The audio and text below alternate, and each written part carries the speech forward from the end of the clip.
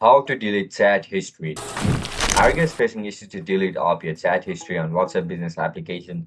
If that's so, then this video might help you out. Without further ado, let's dive into the video. To clear up your chat history, first of all, open WhatsApp business application on your mobile device.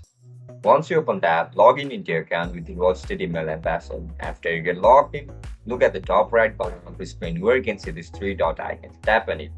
Now select settings. After you select settings, you'll be forwarded to this option where you can see multiple options over here. Just simply tap on chat section. In this section, you can see options like clear chat backup and chat history.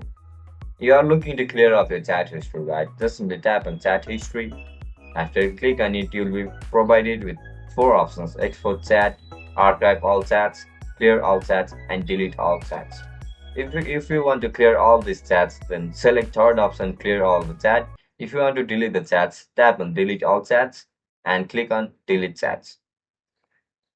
That's it, guys. That's how you're going to delete your chat history. If you guys found this video helpful, don't forget to like, share, and subscribe to our channel. I'll catch you in the next one. Bye bye.